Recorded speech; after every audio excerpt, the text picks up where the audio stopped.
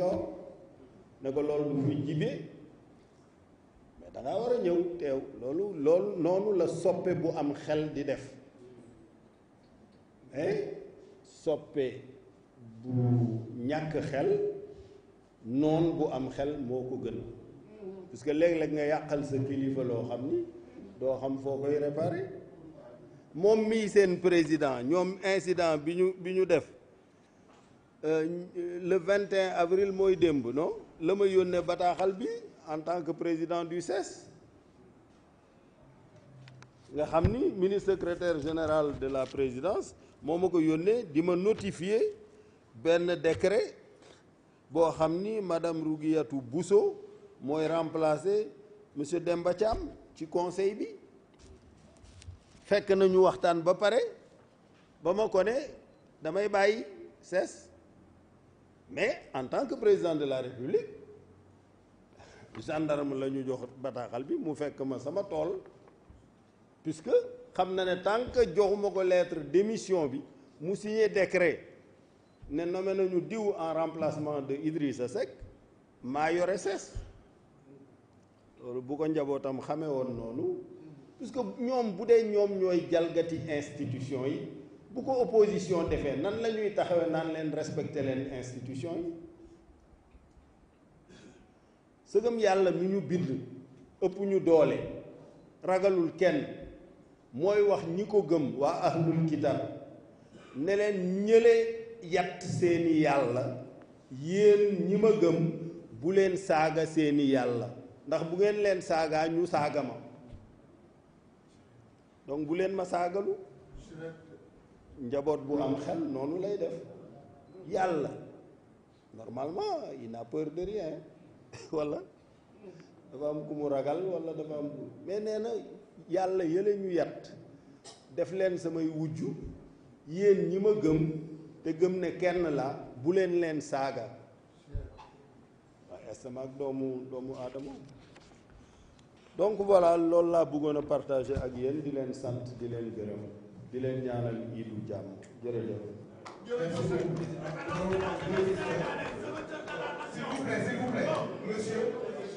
S'il vous plaît.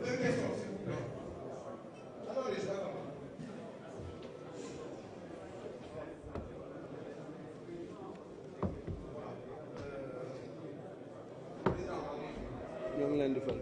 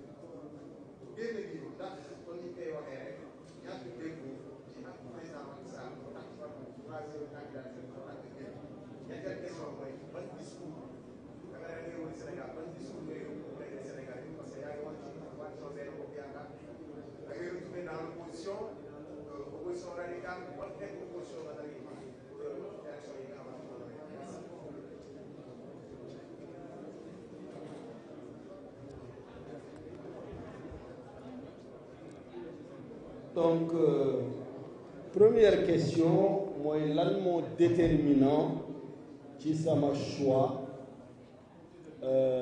génn li ci déterminant mooy élection mu ngi waaj a egsi bëgg naa bokk ci élection pour mottali sama mébét ak sama yéene boo xam ni je pense que umpul kenn que ne yàgg na bi Idrissa Seck ne dafa bëgg a nekk président de la République am na sax ñuy wax ne mais loolu du dëgg que dama mus a wax ne je suis né pour être président ça c'est faux je l'ai jamais dit j'ai jamais dit ça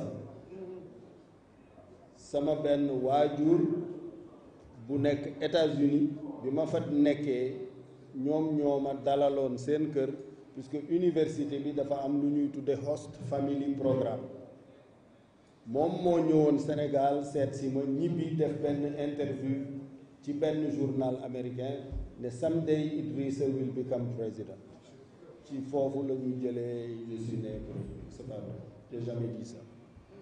Moi je ne sais pas ce qui va m'arriver, mais vous non plus. Donc arrêtez de décréter ma mort. Vous n'en savez rien. Soyez modeste et soyez humble. Vous ne connaissez pas l'avenir. Vous êtes comme moi. Nous n'en savons rien. Comme disait un grand philosophe, ce qui est gênant avec la mort, c'est qu'elle transforme la vie en destin. Mais la vie, personne ne peut la prédire. Des circonstances particulières peuvent naître à tout moment. Là, je viens de déclarer ma candidature à la présidence de la République qui aura lieu le 25 février 2024. Est-ce que je serai là? Est-ce que je serai vivant? Est-ce que tous ceux qui aspirent à être candidats seront vivants? Qui peut répondre à cette question dans cette salle? Personne ne le peut. Donc, ay mébét rek la ñuy am, ay yéene la ñuy am. Mais pour qu'un événement survienne, il y a 3 facteurs. Les 2 relèvent de nous, l'autre nous échappe. Ce qui relève de nous, c'est l'intention, la volonté de faire quelque chose. Et la disposition à faire tous les efforts que cela demande pour que ça marche et à accepter de subir tous les sacrifices que cela demande pour que ça marche. Mais pour que cela marche et advienne, il y a une 3e dimension que nous les croyants nous appelons volonté divine et que les non-croyants appellent concours de circonstances qui nous échappent. Même les mathématiciens les plus rigoureux dans leurs équations mettent une variable d'incertitude. Donc personne ne peut maîtriser l'avenir à 100%. Personne. moo tax li Serigne Cheikh doon wax boo bëggee noppalu da ngay nangul yàlla xareñam ci amal namm-namam ci jaamam moom rek moo am xarañte namm dara réaliser keneen amul possibilité boobu. Deuxièmement nga ne ndax dama waroo ak président ci 3e mandat et cetera loolu aussi ma bëgg a leeral xanaa bala ngaa waroog nit ci xalaat xam xalaatam am déet kan moo ma mën a wax fii lan la président di def dëgër ngeen fit de man de xaw ma te maag moom tous les jours ñu toog xaw ma dina nekk candidat xaw ma du nekk candidat xaw ma lu nekk ci xelam waaw mooy li ma leen wax keroog bala ngaa toj gémmiñu sàmm nga xam li mu wëliisagul man maay wëliis fi mu ne man moom wëliis na mais moom wëliisagul ngeen toj gémmiñam ça n'a aucun sens. C'est s'exposer à un risque considérable. Moi, je ne sais pas. Mais à la limite, même s'il advenait qu'il dise qu'il veut être candidat, man li ma daloon 2012 nekk fii di jëli ay Carcassonne ak yi ay Serigne Diop ak yi ay affaire yooyu di théorie ñàkk ci xaalis bu dul jeex dem place de l'indépendance di xeex di naan grenade lacrymogène dajale opposition bi ngor jaaraama di réunion matin midi soir du fi amee nangam et cetera ba mu amee Macky Sall moom daa taxaw ne conseil constitutionnel décidé na moom ma ngay campagne ñu wax mu ni day campagne yi dem yoonam gars yi nekk fa way nous a trahi ak nangam la moo jël premier 26% gàddu affaire bi ñu toog Moustapha Niass ñëw semaine ba ca topp ne man it maa ngi dem gars yi ma ni waaw mais affaire bi doy na war ga moo jël deuxième 13%. ñu toogaat une semaine ou 2 Tanor dem moom tàggoowul moom jaaru fa sax sama grand frère boobu yàlla na yàlla yokk leeram vraiment te xare ko aljanna yi gën a kawe. Je pense que dem na te sénégalais yi xamuñu ko. Moi j'ai eu la chance de le connaître. S'il y a un homme d'État au Sénégal, c'est celui-là. Il y en a un. que celui-là. Il avait l'État jusqu'au bout des ongles, la République jusqu'au bout des ongles, plus une élégance diplomatique exceptionnelle. Moi, je l'ai connu quand il était directeur de cabinet, alors que Jean Collin était tout-puissant ministre d'État, secrétaire général de la présidence de la République. Puisque quand j'étais à Sciences Po, je vendais des machines à café et un de mes professeurs m'a dit, si vous voulez en vendre aux entreprises, ajoutez toujours à votre lettre ampliation au MESGPR. Ça veut dire ampliation au ministre d'État, même si vous ne lui donnez pas l'ampliation. Si vous rajoutez cette phrase-là, vous aurez des réponses. Pour dire la puissance de Collin à l'époque. Et c'est vrai, dès que je mettais la lettre, moom du am 24 heures waa ji woo ma dama machine bi lu muy jar ma wax ko njëg gu seer mu jënd ndax defe ni Collin may wax wala yëg na ko. Donc vraiment moo jël troisième Tanor ba mu demee man ma fa toogoon di dem place de l'Indépendance naan je respecte la parole l'engagement xaw ma lan lu ngeen ma jox 7,8%. maanaam 300 000 personnes yi nga xam ni ak lu ma man di def man la ñuy voter ñoo ma voter mais vous ne m'avez pas donné le pays vous l'avez donné à Macky Sall qui est parti le premier et qui a eu 26%. Ensuite Niass 13, ensuite Tanor 11. Non, vous m'avez donné 7,8. Or yeneen élection yi ma dem yépp maa jël deuxième 2007 maa jël deuxième 2019 maa jël deuxième te ñi fiy laaj élection yépp expérience bi ma ci am amuñu ko y compris Macky Sall ci boppam puisque c'est à l'âge de 28 ans que j'ai été le plus jeune et le premier directeur de campagne de l'histoire politique du Sénégal.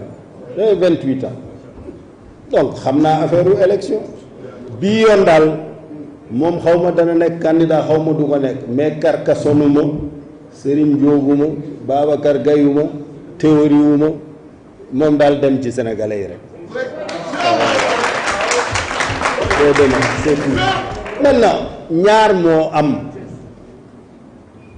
mu bañ a nekk candidat wax ko wala mu bëgg a nekk candidat wax ko bu bëggee nekk candidat wax ko ñaar la war a convaincre bi ci njëkk mooy conseil constitutionnel kuréel googu rek mooy wax liste bii candidat yi dem ci élection yi seet naa seeni parrainage seet naa seen quitus fiscal seet naa seeni dossier ñii ñooy candidat yi loolu conseil constitutionnel la koy bind affiché ko bu ko xisee affiché kenn amatu ci pexe nangu rek amoo beneen pexe amoo koy dem di kalaame amatoo feneen foo jëm dem élection rek a fi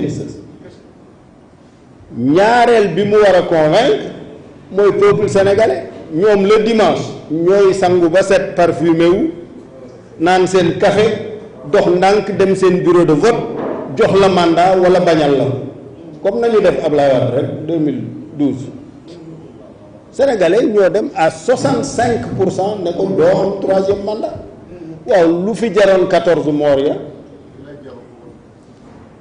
jaru ko woon puisque liñ doon bañ peuple bi def na ko. Pourquoi 14 morts comme ça, pertes et profits? C'est ridicule. Puisque le peuple sénégalais, moom, il est mûr et il sait voter. Il vote depuis 1789. Am na ay dëkk France ñun ñoo leen njëkk a voter.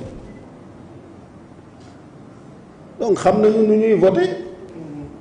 Pourquoi nga ne yow doo wóolu peuple boobu boo amee doole kay nga dem. En tout cas, man loolu lay def. Et en plus, ça ne m'intéresse pas de savoir si j'aurai 50% ou 20%. Je fais mon devoir, point. Ça m'est égal. J'ai une offre alternative. Je sais que je peux faire beaucoup mieux que tous les présidents qui ont existé jusque-là. Si vous m'accordez votre confiance, mais si vous ne me l'accordez pas, tant pis, hein, ça ne changera pas grand-chose à ma vie. Hein. C'est tout. Et en plus, il y a beaucoup de mes experts qui me disent « Oui, tu ne peux pas attaquer les Sénégalais parce que tu vas demander leur suffrage. Je dis oui, mais yàlla moo wax ni nous ne transformerons aucune communauté si les individus qui composent cette communauté ne changent pas eux-mêmes.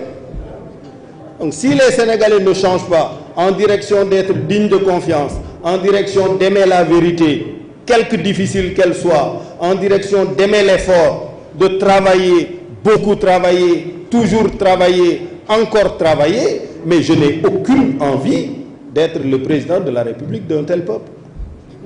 Parce que je ne ferai rien si le peuple n'est pas décidé lui-même à prendre en charge son destin. Mais mettez Obama, mettez qui vous voulez, il ne fera rien. Puisque le président, il définit une orientation, il définit une politique, il indique un chemin, il dit allons vers là, ça peut marcher.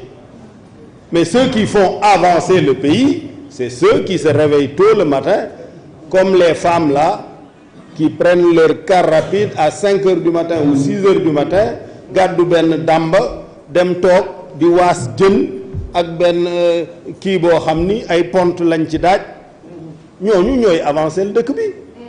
wala ki nga xam ni taabal ba la mu ca teg matul 50 000 francs wala 100 000 francs te ca lay dundal njabootam ak jëkkëram sax.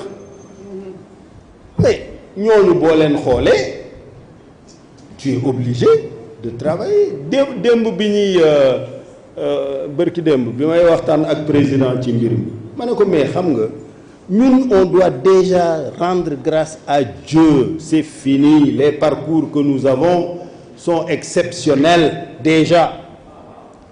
Toi, ton père était gardien à l'agriculture à Fatick, venu du Fouta. Moi, mon père était marchand ambulant, diggante marché Grand Thiès ak marché Moussanteeg marché Mbëkkante xaw ma mooy Mbëkkante ak marché ma ne di man kuy Karbala voilà ma ne leen man ma màggee diggante Moussanté ak Mbëkkante ngeen bëgg maa nax mënta ne du Moussanté di Mbëkkante kon kay xam naa affaire yi ni muy demee. Mais leurs efforts de ces deux pères-là modestes qui se débrouillaient chaque matin pour nous nourrir, moi j'ai dit, je n'ai su que j'étais pauvre que bien plus tard. Puisque j'ai eu une enfance royale. Bu ma bëggee vélo paa bi dem négocier ak benn mécanicien man ma def ni fay na ko ndekete daf ko fa négocier pour tous les jours bu jaayee dem verser dara. ma bëgg a dem collège Saint-Gabriel noonu. ay tubaab ak ay naar rek ka fa nekkoon bi ñu ko convoqué pour mu fay premier trimestre daf doon làqatu ak tubaab bi Pierre Tremblay mais finalement bi mu demee wuy ji Pierre Tremblay ne ko ci histoire u école bi moyenne bi sa doom am musu fee am moo tax jox nañ ko bourse 7/7. Donc c'est à l'âge de 13 ans que j'ai commencé à donner la dépense quotidienne chez moi. ba tey dakkul kon kay ki def loolu pare naag man jarul may nekk fii di sonn di ça m'est égal hein. Vous voulez de moi c'est très bien, vous voulez pas de moi j'irai faire autre chose. J'ai mes bureaux à Princeton, à Paris, en Chine, je travaille. Même si le Sénégal m'est fermé, je travaille. À partir de ça, tout simplement. J'ai plus besoin de bureau physique, mais j'ai des gens qui travaillent pour moi. Donc, moi, je vous dirai la vérité, quelque difficile qu'elle soit. J'ai un de mes experts et amis qui est venu séjourner au Sénégal.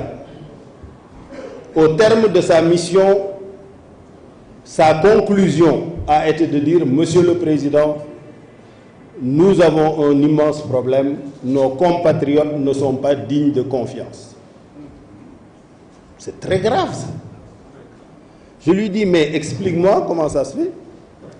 Il me dit, un Sénégalais SI signe un contrat avec un Sénégalais SJ ou n'importe quel autre client pour lui livrer une marchandise MI. a acheté auprès d'un fournisseur FI. La marchandise coûte 100 millions. Le Sénégalais SI va à la banque BI et dit à la banque BI, prête-moi 100 millions. La banque BI lui dit, d'accord. Tu achètes la marchandise auprès de FI, je vais lui virer l'argent. Et si les documents arrivent, si SJ reçoit sa marchandise, SJ va déposer l'argent, la contre-valeur, dans le compte. C'est clair, tout le monde est d'accord. Quelques heures avant le dénouement de l'opération, un autre acheteur surgit de nulle part et vient proposer à ce Sénégalais SI 10 millions de plus ou 20 millions de plus en lui disant marchandise bi 100 millions nga ko nar a jaayee man dama la koy jëndale 120 millions wala 110 millions te xaalis bi du jaar ci banque bi puisque bu fa jaaree dañuy dagg la nga leen ameel soog laa jox la ca des man nag dama la koy jox teew mi teew sénégalais bi trahir ñi ñëpp génn ca deal ba ñi mu signal ñëpp fàtte na ko jël 120 millions yi banque bi di yéeg ak moom matin midi soir procédure ba jëm 5 ans 6 ans loolu mooy tax banque bi au lieu mu fayeeku le taux d'intérêt 4% mu lay fayeeku 18% puisque day jàpp ni doo ko fay si mukk ndax njublang nga te du sénégalais yépp ñoo njublang mais ñi ci njublang bari nañu bari goo xam ni ñooy yàqal ñi jub puisque ku war a fay taux d'intérêt 4% di fay 18% wala 16% banque bi ngay liggéeyal mais banque bi pour se protéger mënul def leneen à cause simplement du fait qu'on n'est pas digne de confiance parce que bu doon jullit gi ñuy woote dëgg la yàlla nee na walladina hum li amaanatihim wa ahdihim raa'un ceux qui préservent les dépôts qu'on leur confie et qui honorent leurs engagements mais da ngay signer contrat ba pare benn waaye ñëw tegal la ci 10 000 wala 20 000 mais même ci artisan yeeg ouvrier yi léeg-léeg nga gis koo xam ni nit a ko commandé lal keneen ñëw fay ko teew mi teew mu lekk jaay lal ba waa ji ñëw waroon a dem lune de mielam mu ne ko lal bi nekku fii wala dama am pont yoo xam ni yii ay pont yu spécial la yu ma war a jële fii wala ba di lay rek voilà donc il faut qu'on arrête il faut qu'on soit sérieux si on veut se développer et moi c'est ce discours-là que je viendrai vous tenir les yeux dans les yeux si vous voulez très bien si vous voulez pas tant pis merci.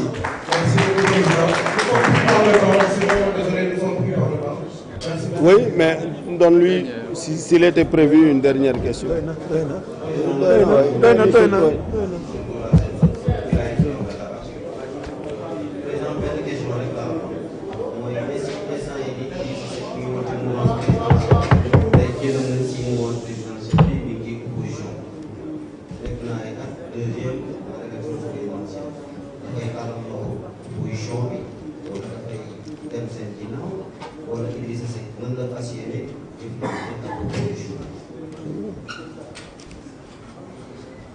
waaw tant que sénégalais voté waatuñu le 24 février bii le 25 février 2024 man maay chef de l'opposition xam nga nit ñi Sénégal malheureusement dañu bëri caaxaan dañ dul wax dëgg je suis le chef de l'opposition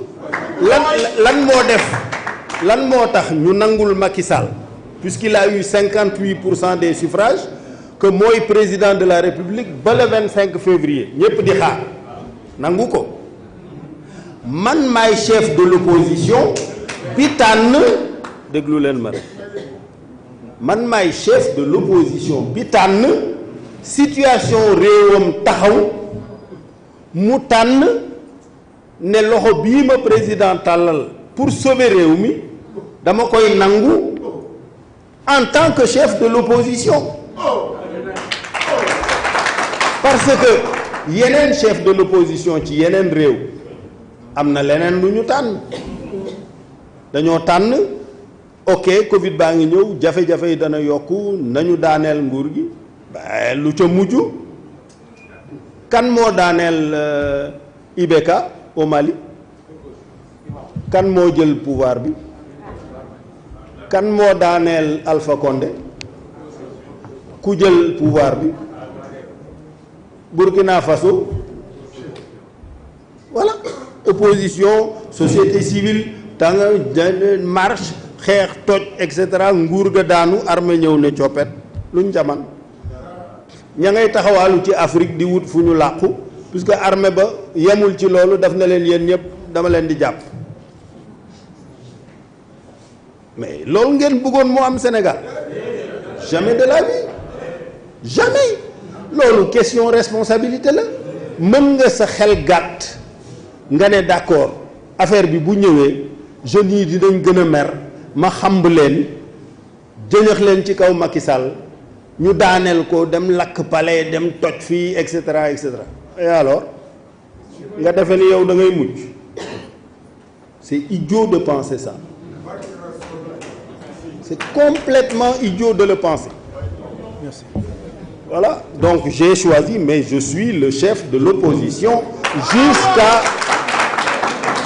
jusqu'à ce que le peuple redistribue ses suffrages. Pourquoi ce serait valable pour le président de la République et pas pour moi? Les gens disent, ouais, il n'est plus le... Je suis le chef des... Moi, le chef.